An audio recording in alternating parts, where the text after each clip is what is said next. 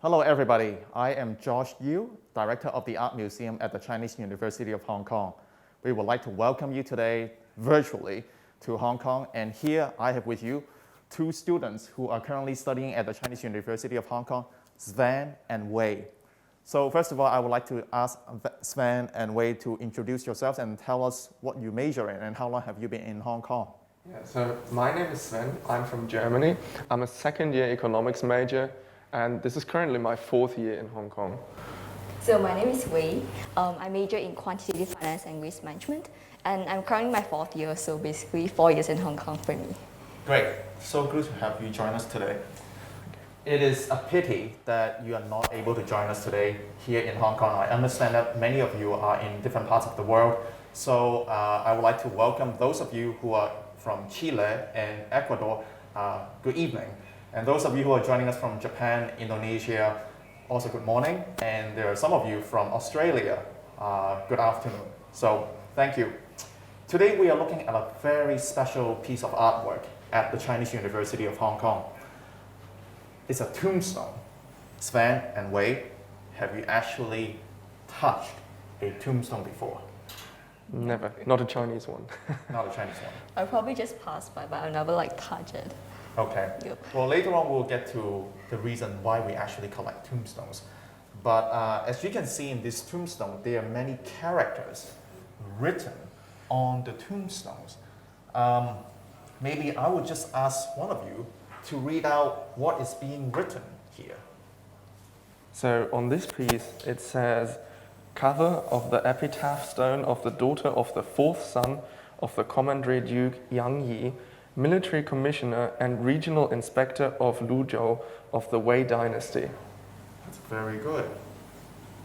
Okay. And there are 25 characters here of what you have just read. And Wei, would you please read out the longer text? Yeah, sure. So On my left. I'll be reading out the main text. So the lady belonged to the family of Yang and named Wu Chou and courtesy named Hui Fen. She was a native of Succinct village, Tong Township, and she was actually the great-granddaughter of Yang Zhongzhen, governor of Qinghe and daughter of the fourth son of Yang Yi, regional inspector of Luozhou. And she's gentle, elegant, virtuous, and enlightened. She was a lady with Buddhist wisdom, who adhered to women's precepts as laid down by Ban Zhao. And her candle was comparable to Meng Guang, wisdom, to Cai Wenji. An extraordinary woman with lattice and nobility she was. Her day-to-day filial piety and gentleness were beyond words. And she should have been married to a renowned family and enjoyed a leisurely life in the inner court of the mansion, but heaven had no pity. So on the 18th day of the first month, January, in the third year of the Xiping reign, at the age of 21, she passed away on her bed in Baima Township. And on the 23rd day of the second month of the year, February, at the hours of Jiyo, she was buried in Dingchen village. The cultured lady was reputable by her jade-like elegance and gold-like virtue, gentleness, filial piety, spiritual wisdom, virtue, and her learned profundity made her the fragrant orchid. Recorded on the black jade, her honor shall last forever. Well, thank you, Wei, and thank you, Sven, for reading out the text on this tombstone. These texts that are written on the tombstone is normally known as epitaph. Okay, this is the eulogy for the deceased. And in the current climate of COVID-19, it is very somber for us to actually read such a sad statement about a prematurely diseased lady who we just learned from Wei had died at the age of 20. Now, this tombstone is quite unusual for several reasons. One is that it is very old. It is over 1,500 years old, okay? It was made 1,500 years ago in the year 518, the same year that Yang Wu Chou, the deceased, had died. They didn't really explain the cause of her death, but we know from the text her lineage, which family she was from and where she was born, etc., etc. What is very interesting is that you would see on my right is that there is a a lid, okay? And then the main text of the tombstone is actually on my left. Now, these two pieces would originally have been together, meaning that this piece would have been placed on top of the other one. So you can see, you can actually put your finger here and touch the edge. That this edge here, okay. This is for the lid to be placed on it so that it won't slip off. Now, my first question for you is, take a wild guess, okay? The question is also for all of you who are watching on your computer. And if you have any answers, please write them in the chat box, okay? Or if you have any other questions, please also raise your questions through your chat box, okay? Chat room, okay? Why do you think that the text would be covered? That's a good question. Maybe to protect it so it doesn't get dirty. I mean, it looks for 1500 years, it looks really crisp, really good. Yeah, I have the same thought. I think it's for protection purpose because like if you just put it here, this might be like scrubbed off by something else. So it's sort of like a protection lead. I don't know. That's like my only guess. Actually, this is the correct answer. Really? I'm very impressed. It is just like a book cover. So think of this text as a book, and this is your hardcover book cover, and you will be using it to cover it. And what is also very interesting about this tombstone is that on the first 25 characters, which Sven has read off, we know that this lady here, Yang Wuchou, was actually the granddaughter of a very important individual, Yang Yi, okay, who was the provincial governor in China at the time of the late 5th century at that time. And this person, Yang Yi, had several sons, and the deceased was the daughter of the 4th son of this famous individual. What puzzled me, okay, this is my second question now. What puzzled me is that if you recall what you were reading just now, the title of the tombstone reads that this woman was the daughter of the 4th son of Yang Yi. But this cover actually did not specify the name of the father. Okay? It only said she was the daughter of the 4th son of Yang Yi. So imagine this. If this lady had died prematurely at the age of 21, okay, presumably her father was still alive. And in fact, we do know from history records that he was alive at the time of her death in 518. And in fact, her father was probably in her late 40s and early 50s. The father died some 10 years after this woman, okay? So the father was still alive, okay? And probably he was the one who organized the construction of the tomb for her daughter. But he did not put down his name here. Why do you think that may have been the case? Think about this. The tomb of the daughter of the 4th son of Yang Yi. Any guess from the audience? It's a tricky question. It's difficult. We actually do not know the answer. But if we were to take a guess, if I were to make a guess, okay, I would imagine that the bereaved father was either too sad to mention anything about himself, or it may have been considered bad luck to put the name of the living to be in a tombstone. Okay, by that time, the grandfather had already passed away. Yang Yi had already died. We know that because the title that was used to accord to the grandfather, when he assumed that position, the grandfather had already died.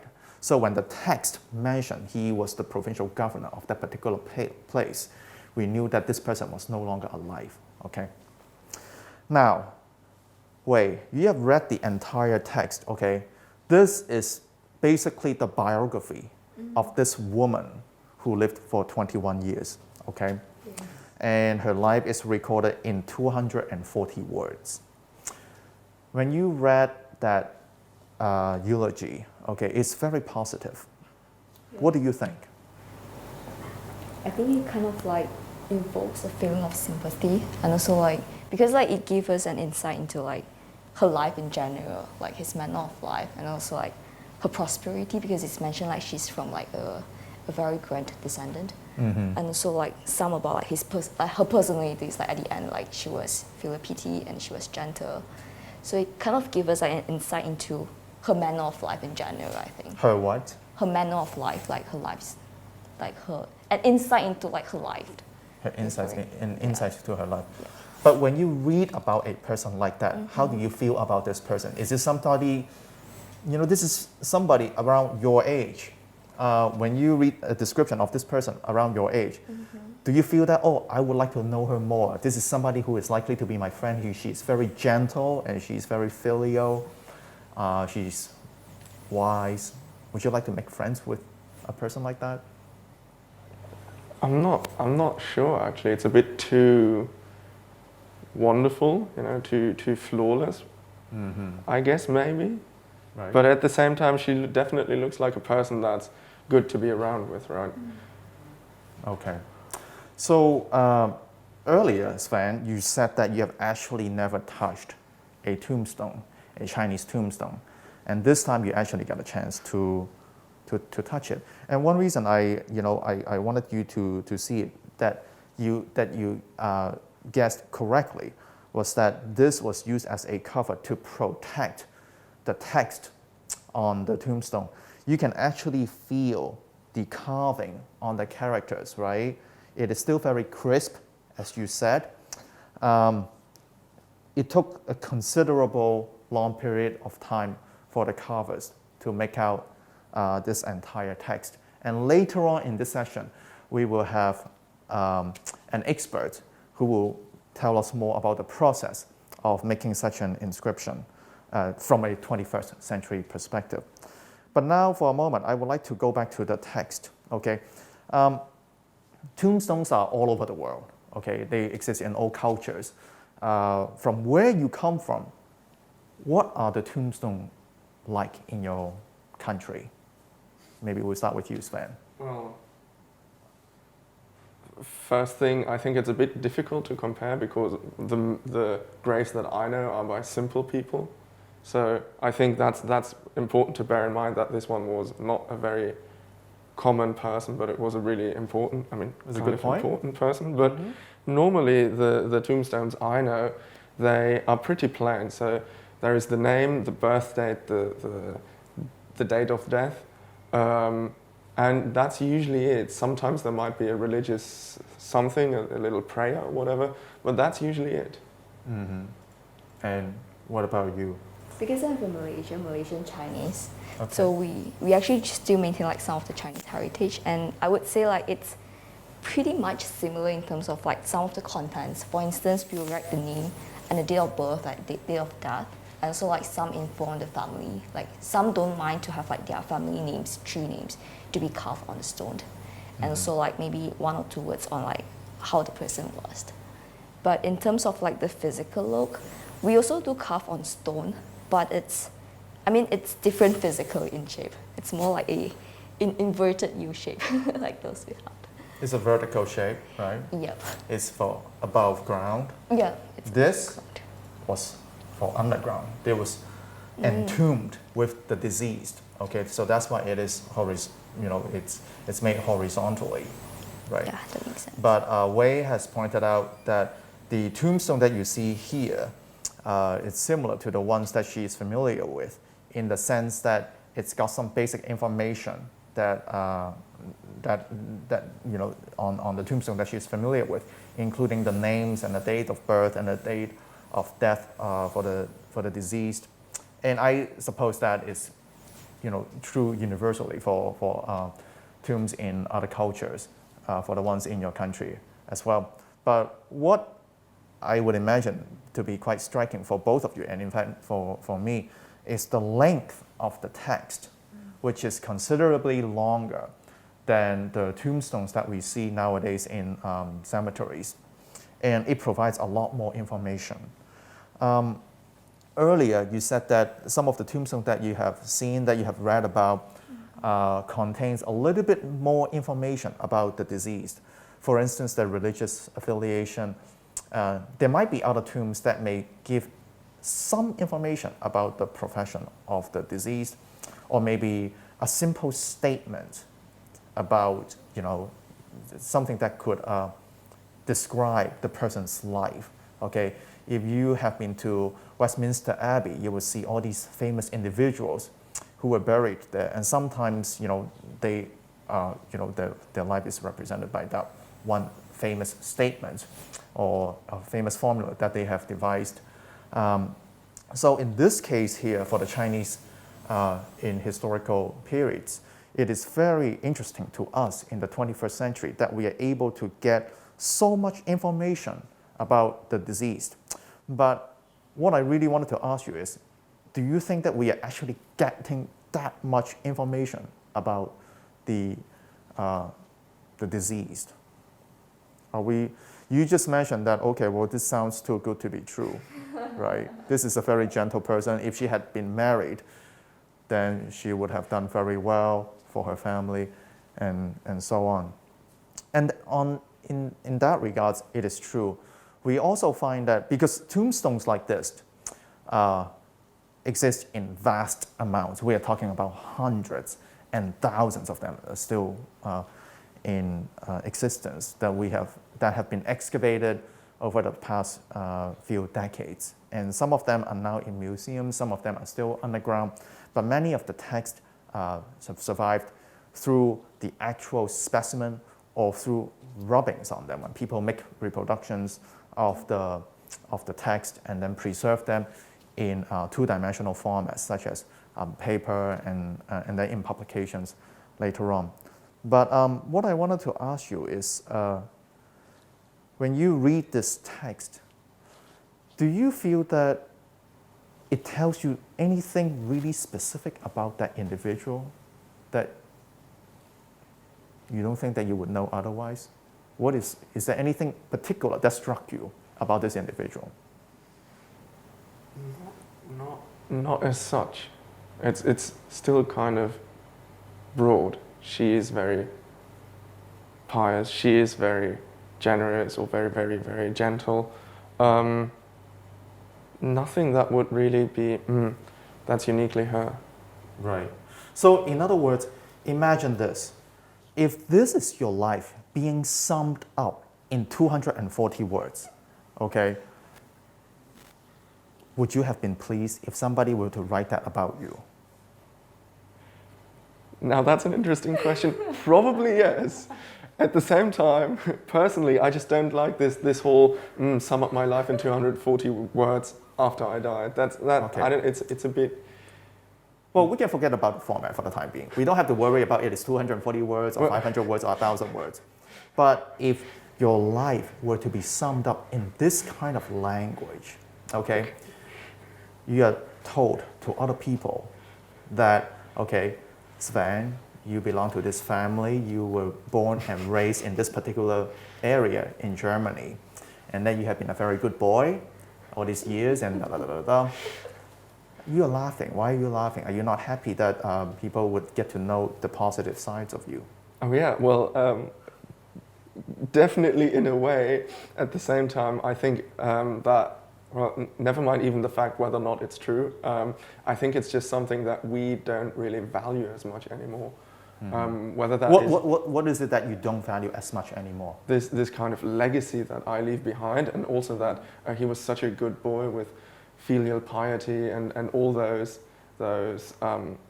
qualities are not valued as much anymore. I would say, at least in Germany, it's then not. What would be valued? Life contributions. Probably. like what I've contributed during my life, like during my entire years when I'm still alive. I don't know, because like for me, rather than like my personalities, like how was I would rather like they carve out something like related to my contributions, like whatever it is. I mean, like, provided I have some like very groundbreaking contributions. Yeah. So you would want the summary of your life to mention more about your personal contribution. Yeah, Okay. rather than like the personality side. Rather than your personal traits. So you attribute this difference in the writing style to the historical preferences that seem to be different than what we value today.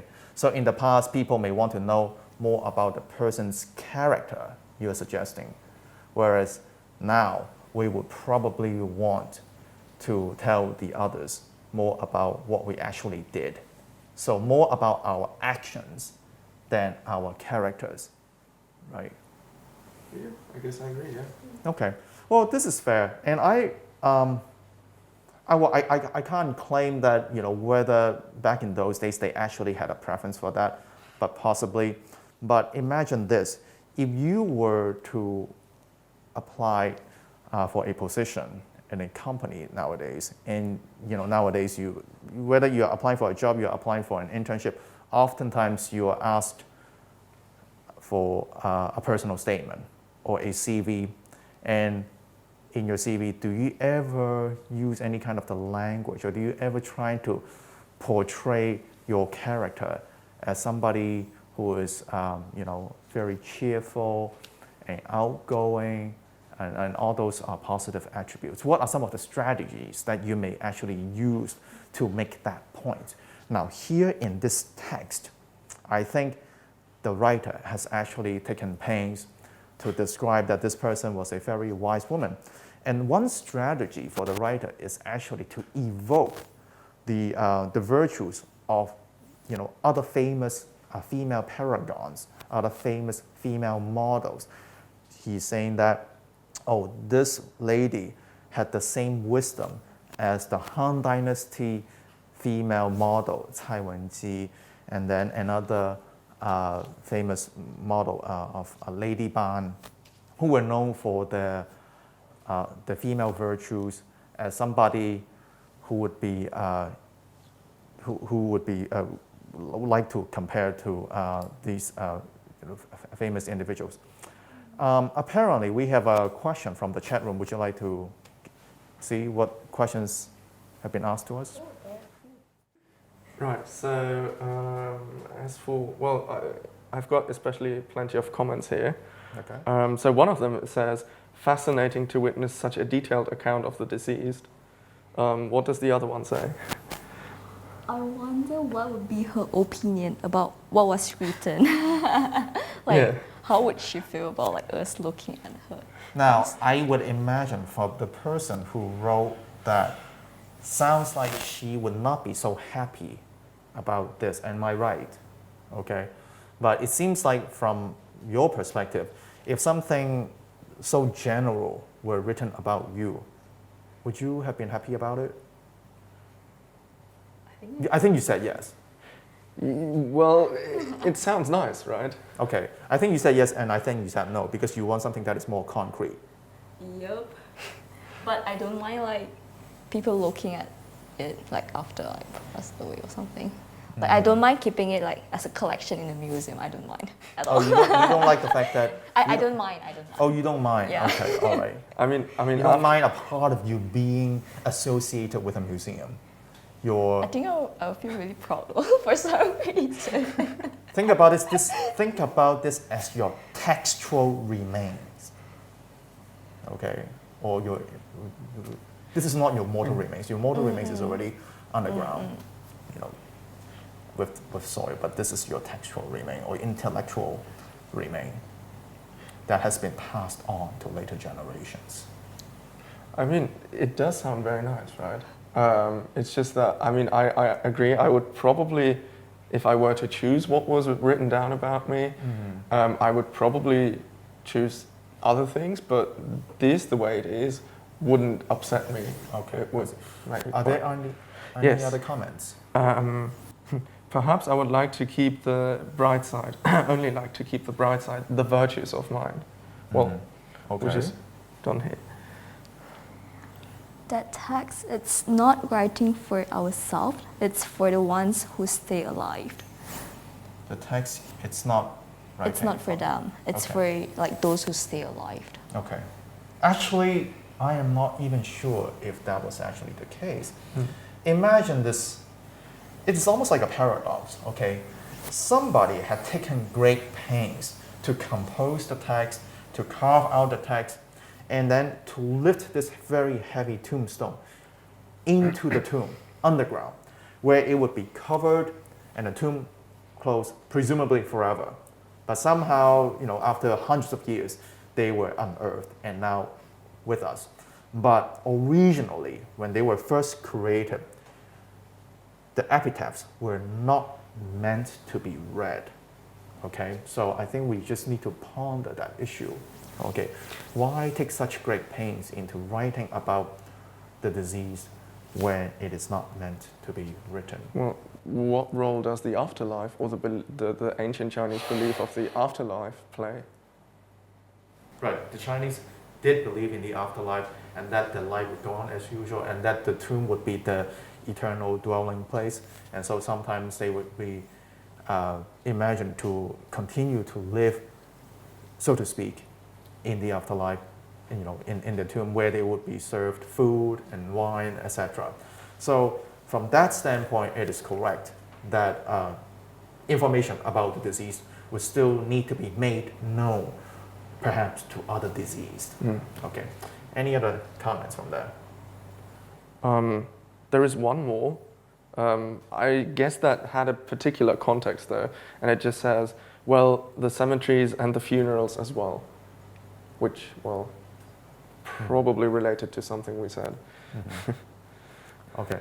Well, hopefully death is a very long way from us, but it is interesting to reflect on this particular text from someone who had died so young. So now that we have a chance to actually read about her life story and to think about how we want ourselves to be commemorated, how we want ourselves to be known for the future generations, who do you think would be the best person? If you have a chance to choose, who would you want to write your epitaph, to compose your life story? Would it be a family member? Would it be a friend? Would it be a spouse? Who might that person be? I think it would be either a very good very long-term friend or a spouse perhaps, yeah. And for you, Wei? I think like either of my family members is fine. Like one of my family members. One of your family members. Why is that? I mean, when you pick this particular person, is that because there are some things that you would want that person to say about you? What is it that you want to be, written about? I think, and that's interesting why I actually would care about that, but I think for me the reason why I would choose a good friend is because they know me probably the best, having seen me go through, well, all the good things, but also all the struggles of life. And so I think they just would have the most accurate picture of me, and they could portray that picture as well. It's interesting that you mentioned your struggles. Your friends who have known your life story, who have known your struggles, would you, if they were to describe some of those instances about your personal struggles, that would be known, for the future to read about. Is that something that you would want to be on your tombstone? This person who has struggled to do certain things, but later on overcome it, presumably, hopefully. Is this something that you would still want to be included in your life story? For me, yeah. And I think that's where it shows why I earlier said that this person looks a bit too perfect, because and again, it's probably something that's brought onto me through my cultural background and all of that. But I think that a failure is nothing wrong, right? And actually to overcome a failure or to have some negative trait, so to speak, but still be a great person despite all of that is actually something kind of to be proud of. rather than just, oh, his life was perfect and it just flowed down. And Okay. Well, and Wei, you have something to add on to that? Yeah, because like for me personally, like as I mentioned just now, I wouldn't like just describe like all the perfect personalities I have, but rather like some of the more concrete contributions that I've made. So I think it's more or less similar. Like maybe maybe we can talk about like the progress of like the journey of the contribution instead of just like mentioning the success itself. And I think I do agree with what Swan said. The journey of your discovery, rather than That'd be so simple cool. success. Yeah, no, that's a good way to put it. But well, if I may indulge to say, a few words about my own take on the text. I think for me, the problem of this writing style is not so much about whether it is a positive portrayal of the disease, but I am troubled by the fact that it is so generic, to the extent that it actually doesn't really tell me that much about this individual. We don't really know what she liked, right?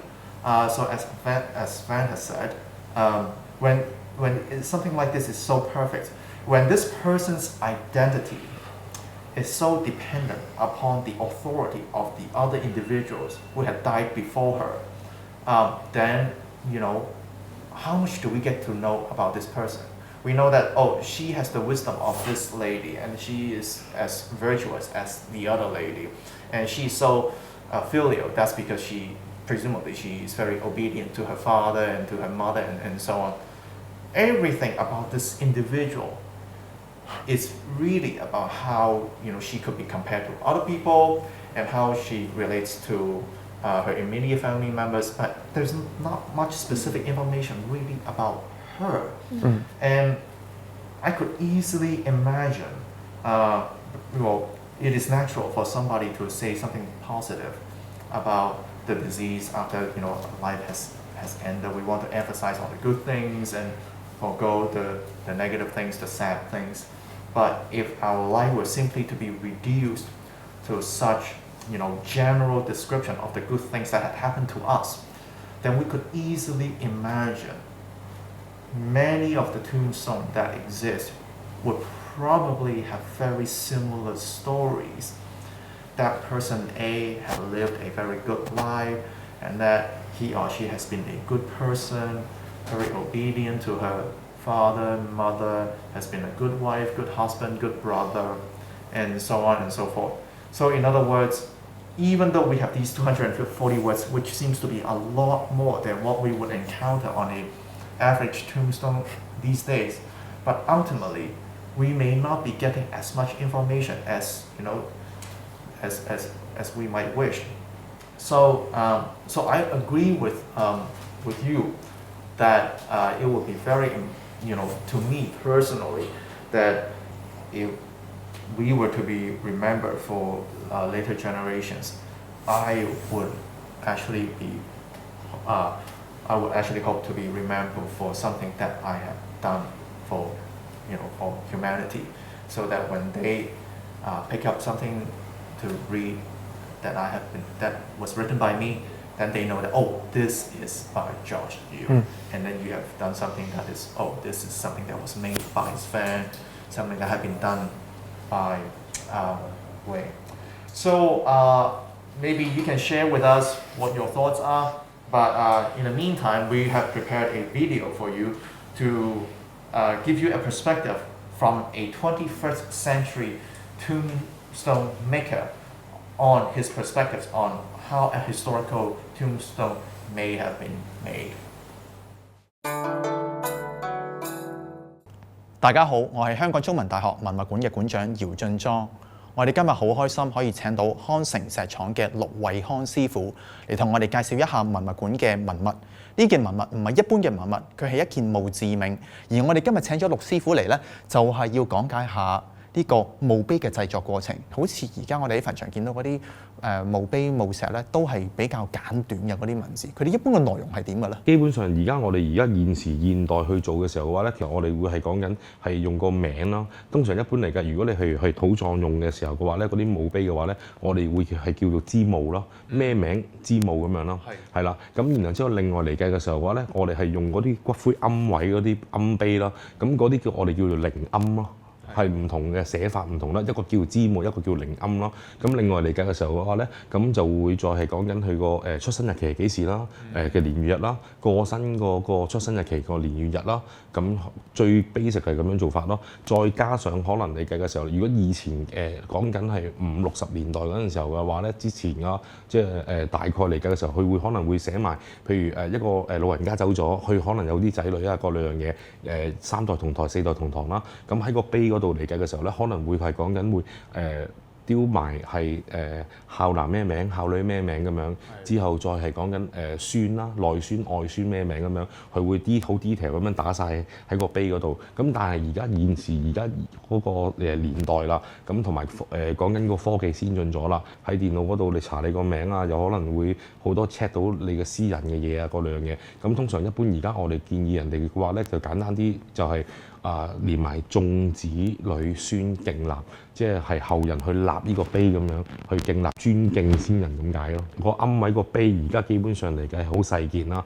咁你去土葬嗰度嘅嚟計嘅時候嘅話咧，咁嗰個碑只會係得嗰係900mm個闊度，個高度係得個1500mm 個高度。咁所以變咗佢個碑去做落去刻嗰個碑嗰個大細啊，其實基本上好多時我哋而家喺喺公眾墳場嗰啲嘅話咧，咁其實基本上已經係講緊就有晒所有嘅 size 定晒，所以你刻唔到好多字上去。就如果你話譬如刻成100幾200個字落去嘅時候嘅話咧，啲字可能真係要好細隻先至得啦。有冇人係話想將佢一啲好簡單嘅生平嘅一啲重要事蹟，或者佢個職業啊嗰啲擺喺佢哋嗰個碑石嗰度㗎？甚少而家，甚少。譬如可能一個醫生走咗，咁可能佢個名寫住譬如咩名醫生之墓咁樣咯。係啦，即係好簡短啊，各兩樣嘢就唔會話去寫晒佢係咩科咩姓咩畢業啊，各兩樣嘢。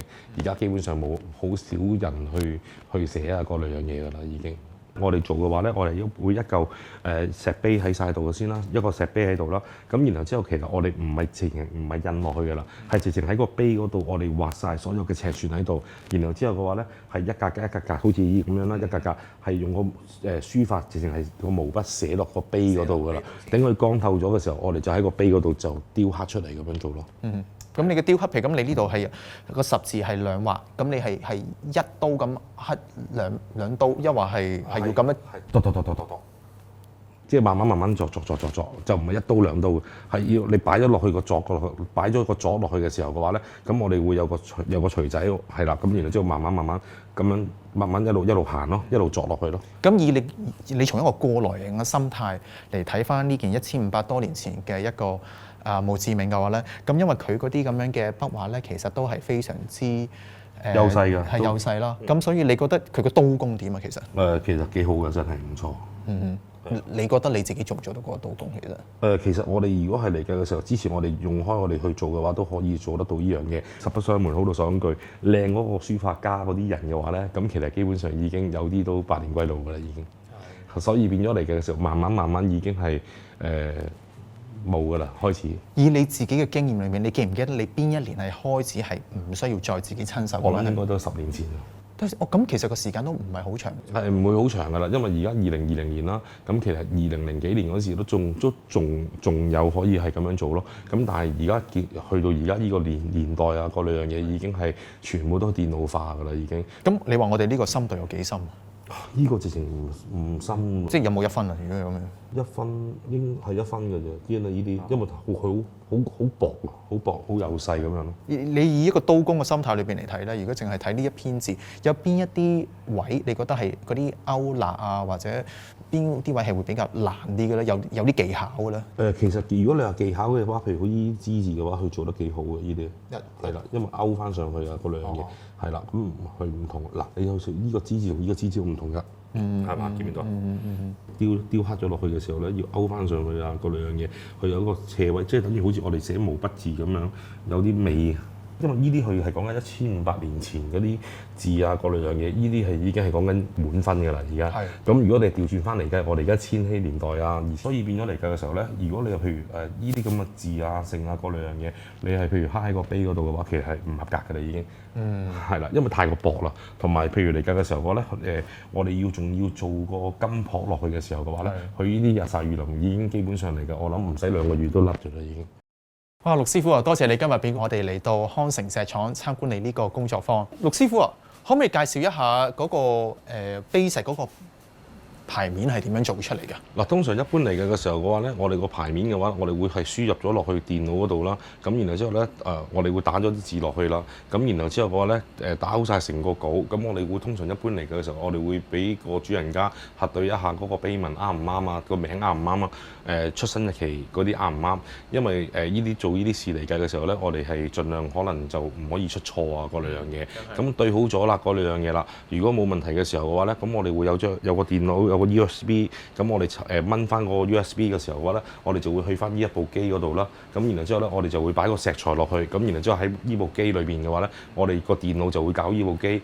咁啊，然後之後雕刻嗰個字啊，咁然後之後咧，我哋會油一浸油落去，頂佢大概有個黏度。咁我哋會係一塊塊金箔，我哋會慢慢逐塊黐上去咁樣咯。一定要用人手做嘅。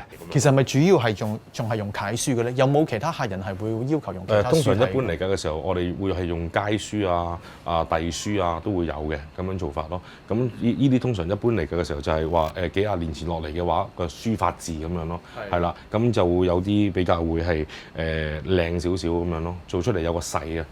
陸師傅，你做咗呢行咁耐咧，其實你自己驚唔驚㗎？驚就唔會做呢行㗎啦。係啦，我哋見嘅嘢，我哋其實基本上有好多我哋見到嘅嘢，你哋見唔到嘅。哦，係啦。係啦，即係例如譬如嚟計嘅時候，個骨灰啊，骨灰通常一般嚟計嘅時候，可能會有啲係比較黑啲嘅，有啲比較白啲嘅。咁另外嚟計嘅時候，骨頭嗰啲你哋都可能基本上嚟計，我哋係見得好多咁樣咯。咁你哋點樣吸引新血啊？通常一般嚟計嘅時候嘅話，我哋都係俗稱我哋叫家族生意啦。咁就係都係通常一般我哋都係請翻自己人多啲。係啦，就好少話會去登報紙去請啲人翻嚟做啊嗰兩樣嘢咁樣。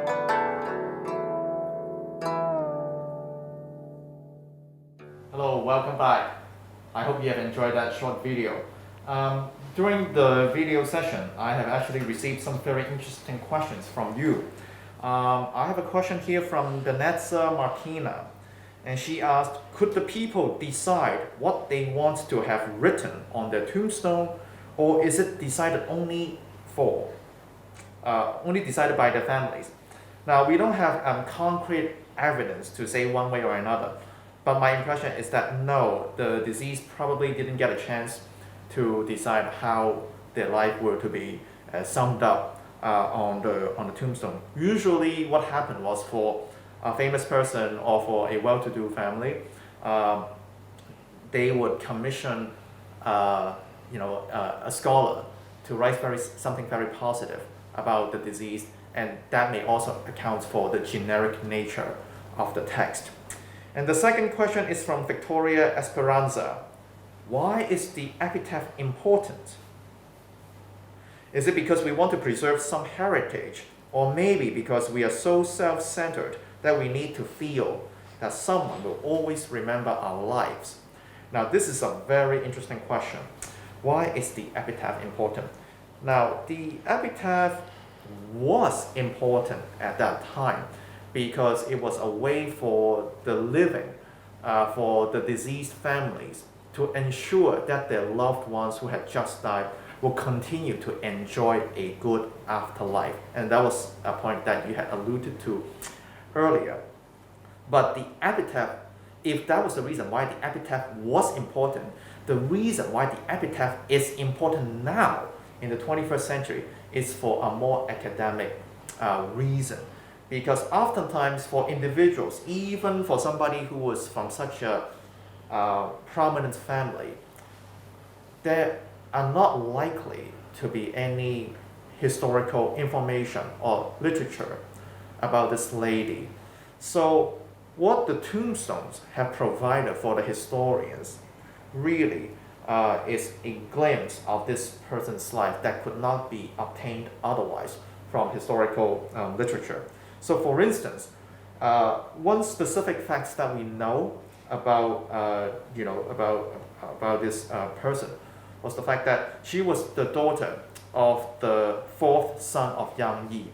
We know the name of this fourth son. He was Yang Xun, okay, and he lived from 469 to 531, somewhere around the late 5th century to early 6th century, okay. And this person, the father of the deceased, Yang Xun, actually existed in historical records. But from what we can read from those historical records, we only knew that he had 4 sons, okay. We did not know that this gentleman here, Yang Xun, also had a daughter. And this information was given to us only through the tombstone. So the reason why the epitaphs is very important to the 21st century historian is that it has provided a wealth of historical information that could not be obtained from our standard conventional historical sources. Okay, we have another question from another student here, Ho Yi. She asked whether the ash can act as an epitaph then.